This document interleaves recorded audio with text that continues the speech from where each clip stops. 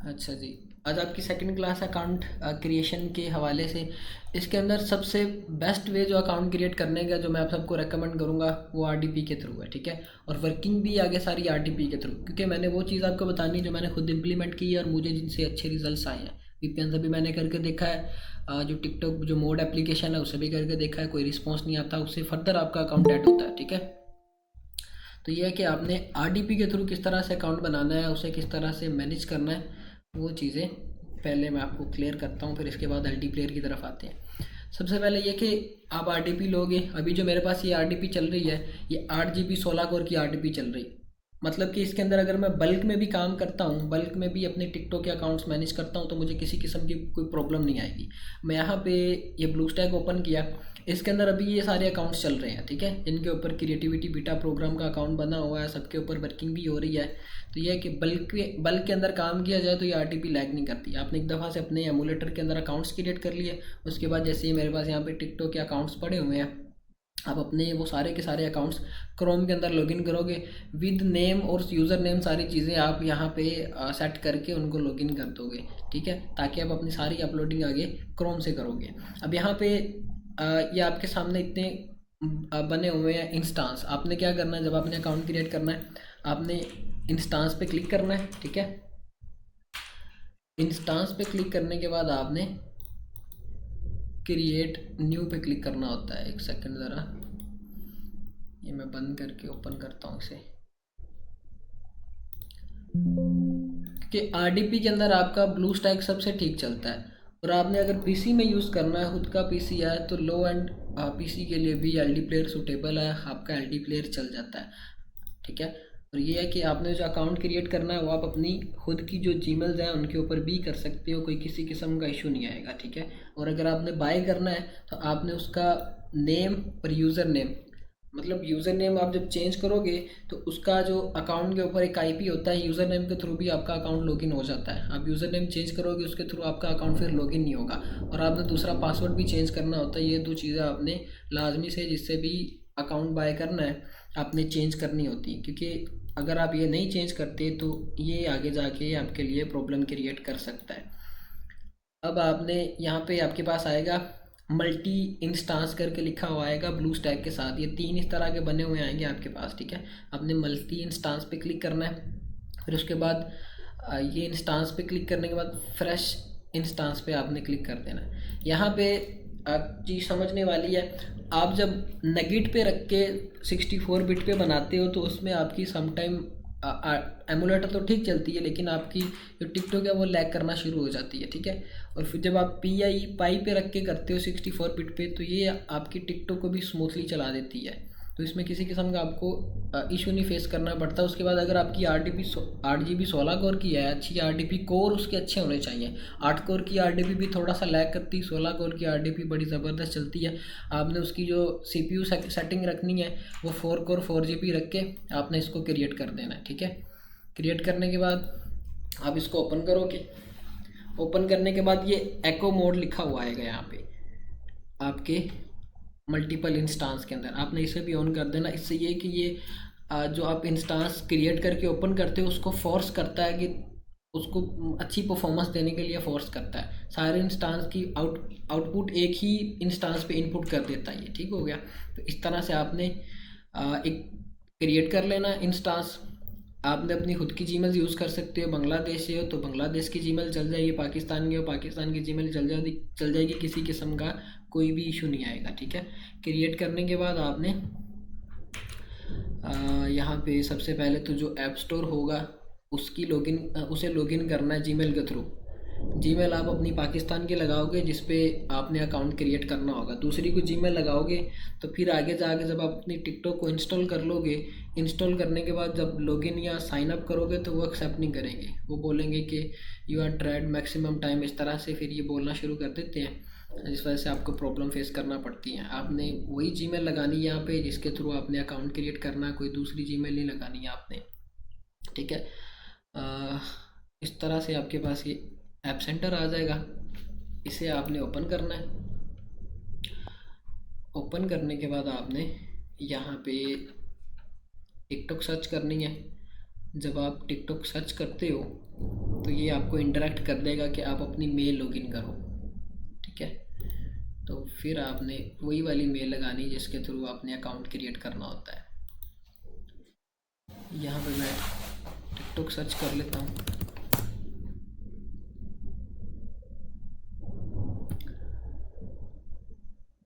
अब ये मैंने जैसे ही क्लिक किया है इसके ऊपर, ये मुझे बोलेंगे कि आप अपनी जीमेल दें साइन इन करने के लिए। तो मैं यहाँ पे कोई एक मेल लगा दूंगा अपनी।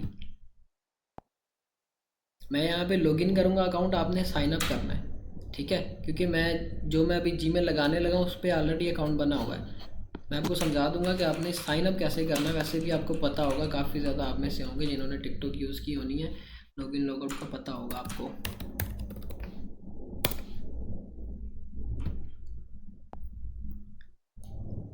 यहाँ पे हम ये जीमेल के थ्रू साइन इन करते हैं।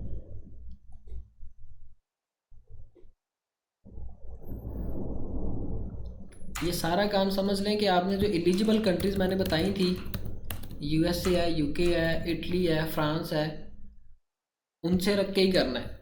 आप यूएसए से नहीं करना चाहते तो आप यूके से कर लो, फर्दर जितने भी हैं आप उनसे कर लो। फ्रांस के अंदर ये कि आपके पास क्रिएटिविटी बीटा प्रोग्राम का नहीं, क्रिएटर फंड का ऑप्शन आता है, तो वो आप देख लो कि आपने किस आईपी पे रख के करना है काम। यहाँ पे आप में से एक बता रहा था कि आपको कोई रेलिवेंट है, इटली के अंदर शायद बता रहा था। तो आप इस तरह से करें कि अगर लैपटॉप वहाँ पे अरेंज करवा सकते हैं, बोल रहे थे कि मैं लैपटॉप वहाँ पे अरेंज करवा सकता हूँ, तो वो रख के तो वो वहाँ से काम कर लें एलडी प्लेयर के थ्रू, आपके लिए ईजी रहेगा। यहाँ से आप एनीडेक्स या टीम व्यूवर या एनी व्यूवर के थ्रू उसको एक्सेस कर लें, ज़बरदस्त चलेगा वो भी। किसी किस्म की आरडीपी भी नहीं लेनी पड़ेगी, कोई वीपीएन भी नहीं लेना पड़ेगा, और कोई पंगे करने की ज़रूरत भी नहीं पड़ेगी। बाकी ये कि मैं जो रेकमेंड करूँगा अदर स्टूडेंट्स को, वो आरडीपी है। क्योंकि आप अपने पीसी में करते हो, वीपीएन लगाते हो, वीपीएन का कोई पता नहीं होता। मैं उस चीज़ की नहीं है कि मैं वीपीएन आप यूज़ करो, आगे जाकर कोई प्रॉब्लम होती है तो फिर ये कि अकाउंट्स की रीच भी डेड हो, या थोड़ा सा वैसे इसके अंदर 80-20 के चांसेस आ जाते हैं, रिस्क क्रिएट होना शुरू हो जाता है कि जब जैसे ही वो फॉर एग्ज़ाम्पल इंटरनेट थोड़ा सा लैग करे, वो डिस्कनेक्ट हो, आपकी टिकटॉक इधर से चल रही हो, फिर प्रॉब्लम हो सकती है। मैं रेकमेंड करूँगा कि आप आरडीपी लो, रीन्यूएबल आरडीपी लो, 10 अकाउंट्स पे काम करो, इजीली काम हो जाता है, कोई ज़्यादा इशू वाली बात ही नहीं है। अब इसी के अंदर मैं अपने टिकटॉक के अकाउंट्स भी मैनेज कर रहा हूँ, फेसबुक की सारी टीम्स के अकाउंट भी मैनेज कर रहा हूँ, फेसबुक की जो पेजेस पे काम कर रहा हूँ वो भी सारे इसी के अंदर मैनेज हो रहे हैं। मतलब बिल्कुल स्मूथ चलती है, ये नहीं कि दौड़ पड़ना शुरू हो जाए। जैसे ही थोड़ी सी परफॉर्मेंस में कोई लैगिंग शुरू होती है, मैं आरडीपी वाले से बात करता हूँ कि हाँ भाई ये इस तरह से कर रही है, वो मुझे ठीक करके दे देता है। परफॉर्मेंस इसकी ज़बरदस्त है, इसीलिए मैं बोल रहा हूँ कि आरडीपी ले लो। डाउनलोडिंग भी जल्दी हो जाती है, अपलोडिंग भी जल्दी हो जाती है। मल्टीटास्किंग के लिए आपके लिए आरडीपी बेस्ट है, क्योंकि इंटरनेट की स्पीड अच्छी होती है इसके अंदर। पाकिस्तान में वैसे तो आपको पता है कि भाई इंटरनेट ही बड़ा स्लो चलता है। जब आप अपलोडिंग करने बैठोगे तो आपको एक प्रॉब्लम ये फेस करना पड़ेगी। बाकी कि आरडीपी के अंदर अगर आपने अपलोडिंग करनी है तो आपने क्रोम के थ्रू सारी वर्किंग करनी है। गूगल क्रोम में आपने वही वाली आईडी लॉगिन कर लेनी है, उसी से आगे अपनी सारी वर्किंग करनी है। आपने एमुलेटर से नहीं अपलोडिंग करनी, क्योंकि एमुलेटर बड़ी स्लो वीडियो अपलोड करता है। इसके अंदर पता नहीं क्या प्रॉब्लम है, शायद ब्लू स्टैक इस तरह से करता है, वीडियो को बड़ी स्लो ये अपलोड करता है एमुलेटर के अंदर, चाहे इंटरनेट जितना मर्जी तेज़ चल रहा हो। उसने अपलोड करनी है 5-10 मिनट लेके। इससे बेहतर ये कि आप गूगल क्रोम के अंदर अपनी वही वाली आईडी लॉगिन करो। लॉगिन करने के बाद आप वहीं से आगे सारी अपलोडिंग करते जाना। प्रॉपर एक सेपरेट फ़ोल्डर या फाइल्स बना के रख लेना सेपरेट वाइज। अब यहाँ पे कुछ निशीज़ आ जाती हैं, मैं एक दफ़ा से, क्योंकि आपने जो नेक्स्ट क्लास होनी है उससे पहले कुछ टास्क भी आपको मैंने देना होता है, वो टास्क आप सुन लें। आप सब ने करना ये कि एक तो ये आपने खुद से ट्राई करना है अकाउंट क्रिएशन का, क्रिएटिविटी बीटा प्रोग्राम वाला। दूसरा आपने काम ये करना है कि आपने खुद से रिसर्च करनी है टिकटॉक यूज़ करके यूएसए के आईपी के ऊपर कि टिकटॉक का किस तरह का ट्रेंड चल रहा है यूएसए के अंदर, ठीक है। आपने ट्रेंड चेक करना है कि यूएसए में ट्रेंड क्या चल रहा है। आपने काफ़ी ज़्यादा वीडियोस देखी, एक ट्रेंडिंग म्यूज़िक या कोई इस तरह की चीज़ होती है हर कंट्री के अंदर जो वायरल चल रही होती, ठीक है। तो ये चीज़ें आपने नोट डाउन करनी है। उसके बाद आपने कुछ कंटेंट्स निकालने हैं वायरल जो टिकटॉक के अंदर वायरल चल रहे हो। अब यहाँ पे ये इंस्टॉल हो गई है ओपन किया मैंने इसको, टिकटॉक को ओपन करने के बाद आपके पास यहाँ पे 2 ऑप्शंस आते हैं, एक साइन इन, दूसरा साइन अप का। और यहाँ पे एक दो चीज़ें और समझने वाली हैं। आप सब क्या करते हो अगर लॉगिन करना है तो आप यहाँ से करते हो, यूज़ फ़ोन नंबर, मेल और यूज़र नेम, यहाँ से आप करते हो। जबकि आपने करना ये है कि आपने जिस मेल के थ्रू अकाउंट बनाया हुआ है ऐप स्टोर का या ऐप सेंटर का, वही वाली मेल के थ्रू आपने कंटिन्यू विद गूगल करना होता है। ये खुद ब खुद ही डिटेक्ट करके आपके अकाउंट को डायरेक्ट लॉगिन कर देता है। समटाइम जब आप यूज़र नेम या पासवर्ड लगाते हो या जीमेल के थ्रू भी लॉगिन करते हो यहाँ से रख के, तो वो एक्सेप्ट ही नहीं करता। कहते हैं कि आपने मैक्सिमम टाइम्स इसको ट्राई किया लॉगिन करने के लिए, ये पता नहीं अभी क्या चल रहा है इसका इशू, ये आपको प्रॉब्लम इस तरह से बता देता है। आपने क्या करना है, कंटिन्यू विद जीमेल कर देना है। आपका जो भी अकाउंट होगा खुद ब खुद ही आपको बता देगा कि इस मेल पे आपका अकाउंट था, और ये इंडायरेक्ट कर देगा उसी मेल पे, आपका अकाउंट बन के आ जाएगा आपका। तो इस तरह से आपने ये काम करना है, क्योंकि यूज़र नेम से आपको प्रॉब्लम फेस करना पड़ती है। अब ये मैंने किया लॉगिन अकाउंट, आपने नीचे साइन अप लिखा हुआ आ रहा था, आपने साइन अप करके डेट ऑफ बर्थ आपसे पूछता है। अगर खुद बनाना है अकाउंट तो डेट ऑफ बर्थ आपकी जो जीमेल की होगी वो आपने दे देनी है, ठीक है। अगर आप करते हो जो बाय करने आपने लॉगिन करते हो, तो फिर आपने क्या करना है कि जिससे आपने अकाउंट लेने हैं वो आपको डेट ऑफ बर्थ भी बता देगा, या वो आपको बता देगा कि ये आपका अकाउंट किस डेट ऑफ बर्थ का है या कौन सी डेट ऑफ बर्थ है इसकी, ठीक है। तो वो भी वो आपको बता देगा साथ ही। यहाँ पे ये आपके पास इस तरह सारे ऑप्शंस आ जाएंगे। क्रिएटिविटी बीटा प्रोग्राम का आपके पास इस तरह से ये ऑप्शन शो करेगा, तो समझ लें कि आपका मोनेटाइज होने वाला मोनेटाइजेबल अकाउंट बन जाएगा इस तरह से, ठीक है। ये आपका अकाउंट बनेगा आरडीपी के अंदर ब्लू स्टैक से। इस तरह से आपका ये क्रिएटिविटी बीटा प्रोग्राम वाला अकाउंट क्रिएट होगा। अब यहाँ पे अगर आपने वीपीएन के थ्रू करना है, अब यहाँ पे वीपीएन एक पड़ा तो हुआ है, नोड वीपीएन था, लेकिन मैं वो कनेक्ट नहीं करूँगा। अगर कनेक्ट किया तो उसने इंटरनेट एक दफ़ा से बंद करके चलाना, मीटिंग सारी एंड हो जाएगी। आपका जो भी वीपीएन है आपने उसको ओपन करना है। ओपन करने के बाद डेडिकेटेड आईपी पे सिलेक्ट करना है यूएसए की किसी एक स्टेट के ऊपर, ठीक है। और उसी स्टेट पे आपने बार बार अपने अकाउंट को यूज़ करना, स्टेट्स भी नहीं चेंज करनी है आपने, ठीक है। वीपीएन आपने अपने पीसी के अंदर कनेक्ट किया। बाकी एक चीज़ मैंने ऑब्ज़र्व की है, यहाँ से मैं शारिक की बात से भी एग्री करता हूँ, लेकिन मैंने भी इस चीज़ पे थोड़ी सी रिसर्च की है। वो ये है कि वीपीएन कनेक्ट करने के बाद जब आप एलडी प्लेयर ओपन करते हो, उसकी गूगल क्रोम में जाके सर्च करते हो कि माई आईपी या माई लोकेशन, वो आपको यूएसए की बताएगा। मुझे तो उसने यूएसए की बताया था, तो मैंने आपको बोल दिया कि भाई इस तरह से होता है, अकाउंट बन जाता है, क्योंकि मैंने बनाया भी था, बन गया था। अब यहाँ पे मैं वीपीएन नहीं कनेक्ट करूँगा, ये आपके पास इस तरह से वीपीएन आ जाएगा। जिस भी लोकेशन पे आपने करना है उस लोकेशन पे सेट करने के बाद आपने इसको यूज़ करना है, ठीक है। तो इसके बाद इसका भी वही वाला हिसाब है, मल्टी टास्किंग के लिए मल्टी इंस्टांस है। जैसे ये अभी इसके अंदर बने हुए हैं, इसका थोड़ा सा सिंपल है, कॉम्प्लिकेटेड नहीं है। आपने ऐड इंस्टांस पे क्लिक करना है, न्यू इंस्टांस पे एक ही आपने बनाना है, एंड्रॉयड सबसे लेटेस्ट वाला वर्जन ही रखना। यहाँ पे तो 0.9 है फ़िलहाल, कंफर्म कर देना आपने, ये आपका बन जाएगा। इसके बाद आपने इसको ओपन करना है। ओपन करने के बाद आपने सेम एज टी जैसे मैंने ब्लू स्टैक के अंदर ऐप सेंटर के अंदर जीमेल लगाई है, वैसे ही आपने इसके अंदर भी जीमेल लगा के टिकटॉक इंस्टॉल करनी है और इंडायरेक्ट कर देना आपके अकाउंट को जीमेल के थ्रू, ठीक है। आपका अकाउंट बन के आ जाएगा, कोई ज़्यादा रॉकेट साइंस नहीं है। अब आगे जो समझने वाली चीज़ें हैं वो मैं आप सबको समझाता हूँ अपने मोबाइल से मीटिंग ज्वाइन करके, कि इनकी बेसिक सेटिंग्स कौन सी हैं या बेसिक टूल्स कौन से हैं जिनका आपको पता होना चाहिए, जो कि आगे आपकी वर्किंग में काम आने हैं। यहाँ से मैं अपने मोबाइल से ज्वाइन करता हूँ।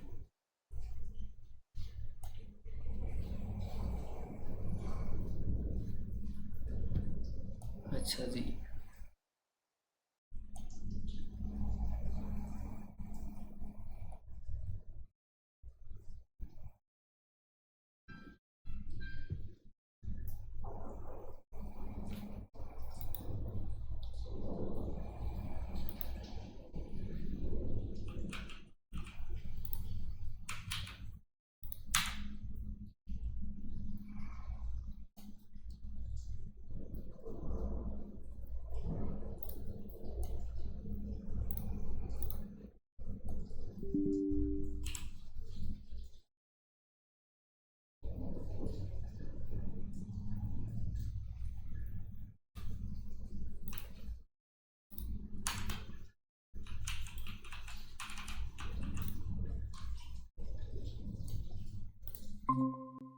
क्या हाल है भाई?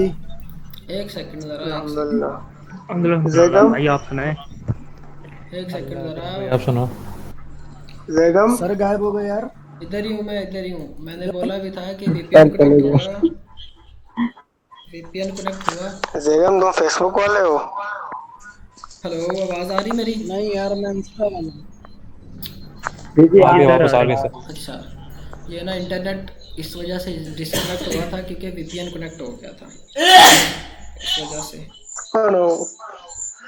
अपने माइक ज़रा ऑफ कर लें। मैं स्क्रीन शेयर करता हूँ मोबाइल की।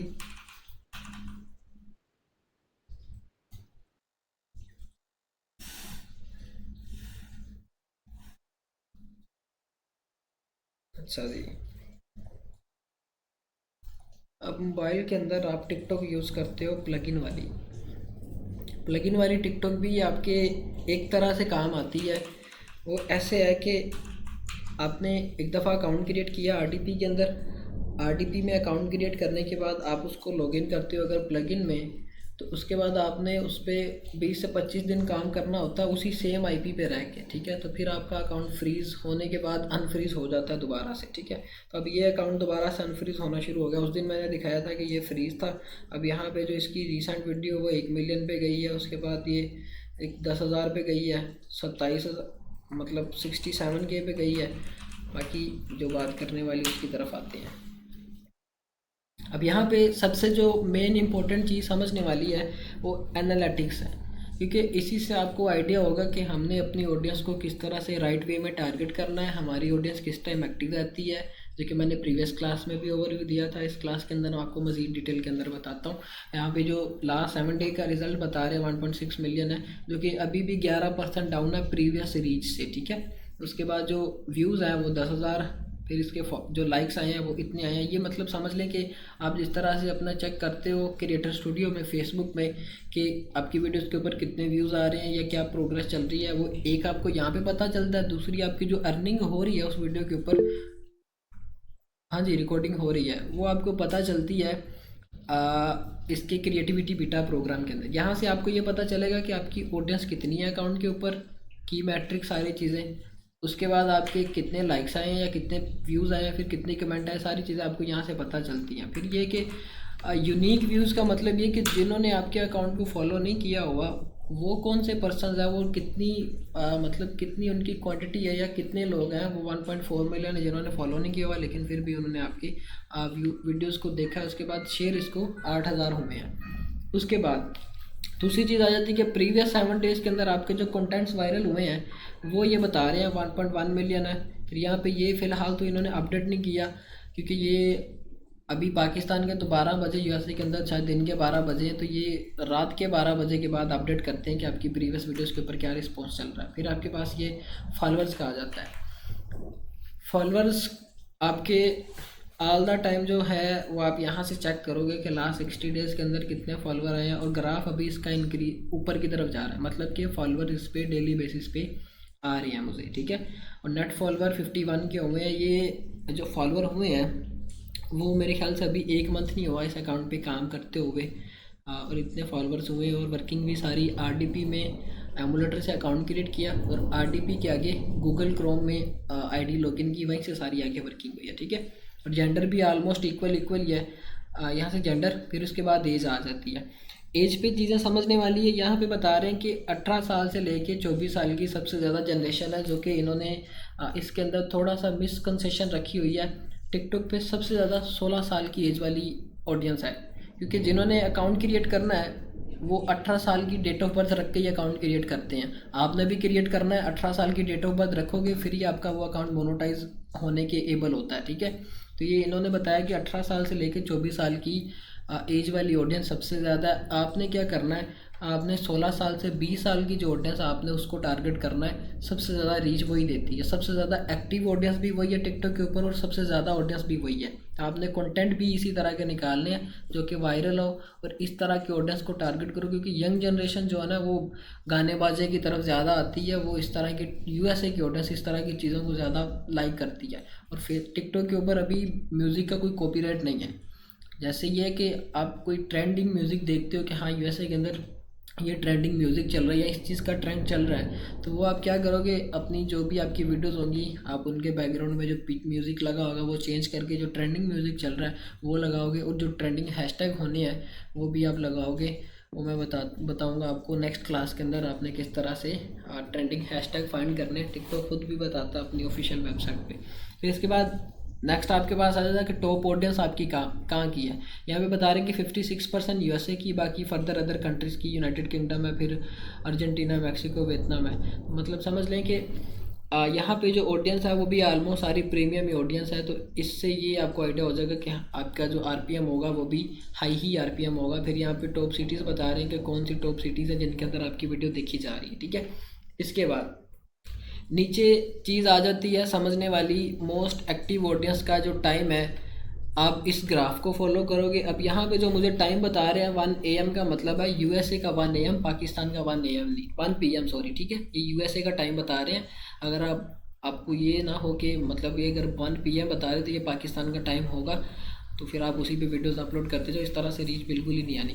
तो इनकी जो ऑडियंस मोस्टली एक्टिव होती है वो समझ लें कि मॉर्निंग के, जैसे पाकिस्तान के 5 AM है, पाकिस्तान के 5 बजे के बाद से लेके रीच आना शुरू हो जाती है आहिस्ता आहिस्ता। फिर 10 बजे, फिर 11 बजे, फिर 12 बजे, फिर 2 बजे, फिर थोड़ी सी डाउन जाती 3 बजे तक, फिर 4 बजे तक। और आपने जो अपनी वीडियोस का अपलोडिंग का भी टाइम रखना है वो इस तरह से रखना है। स्टार्टिंग के अंदर आपने हर घंटे के बाद एक वीडियो अपलोड करनी है पाकिस्तानी रात 6 बजे के बाद, घंटे घंटे के बाद आपने वीडियोस अपलोड करते जाना है सुबह के 5 बजे तक, ठीक है।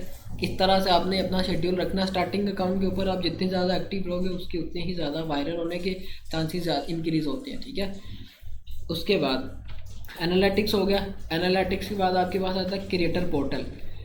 क्रिएटर पोर्टल में समझ लें सारी गाइडेंस होती है टिकटॉक की। अगर आप किसी भी टूल के बारे में गाइडेंस यहाँ से भी लेना चाहते हैं तो आप ले सकते हैं। रीड आउट करनी है तो आप रीड आउट कर सकते हो। ये सारी चीज़ें आपको यहाँ पे बताएंगे कि किस प्रोग्राम का क्या बेनिफिट है या किस प्रोग्राम से आप क्या बेनिफिट्स ले सकते हो, ठीक है। इसका वैसे फ़ायदा नहीं है इतना।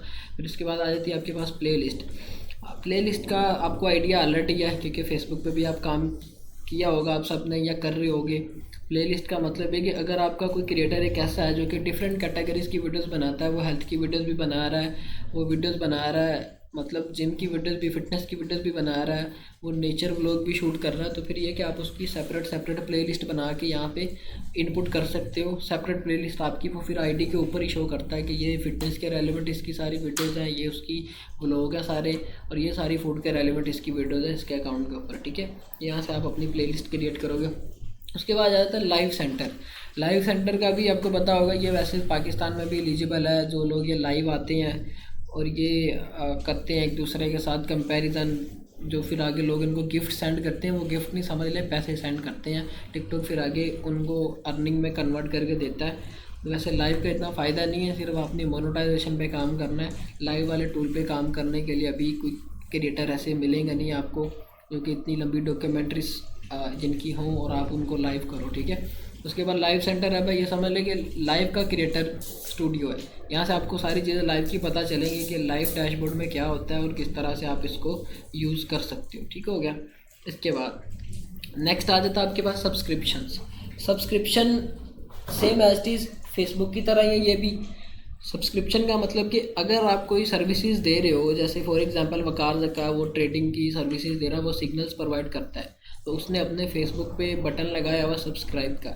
जब कोई भी सब्सक्राइब पे क्लिक करेगा उसको नीचे बता देगा कि इस तरह के सिग्नल होने हैं, 1 मंथ का प्लान ज्वाइन करना है तो इतने पैसे हैं, वो बाय करेगा, उसके ग्रुप के अंदर वो इंटरेक्ट हो जाएगा। इसी तरह से सेम एज इट आप यहाँ पे भी सब्सक्रिप्शन को यूज़ कर सकते हो। अगर कोई आपका कोई क्रिएटर ऐसा है या कोई एफिलिएट भी साथ करनी है तो इस तरह से आप सब्सक्रिप्शन से कर सकते हो, ठीक है।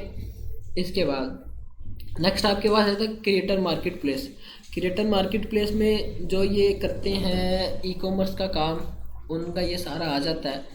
आपने एक काम ये करना है कि अपने अकाउंट को बिज़नेस अकाउंट पे कन्वर्ट नहीं करना है। जब आप अपने अकाउंट को बिज़नेस अकाउंट पे कन्वर्ट कर दोगे तो इसकी मोनेटाइजेशन ऑफ हो जाएगी। टिकटॉक ने बोला हुआ कि ये प्रोग्राम हमने क्रिएटर्स के लिए रखा है, ना कि जो ये ई कॉमर्स का काम करते हैं या जो एड्स रन करते हैं टिकटॉक शो पे काम करते हैं उनके लिए प्रोग्राम नहीं है, ठीक हो गया। इसके बाद नेक्स्ट आपके पास आता है सीरीज़। ये क्रिएटिविटी बीटा प्रोग्राम के बाद दूसरा मज़ेदार टूल है। इसका क्राइटेरिया तो बड़ा है, 50,000 फॉलोअर्स का इसका वैसे तो क्राइटेरिया और 18 साल से ऊपर की डेट है। और ये सारी चीज़ें आपको कंप्लीट करनी होती है। 18 साल से ऊपर की डेट, 50,000 फॉलोअर्स है और 1 लाख ही व्यूज़ हैं इसके, ठीक है। अब सीरीज़ में ये कि आप अपने इस तरह के कंटेंट को दूसरे क्रिएटर के साथ कोलैब करवा सकते हो, ठीक है।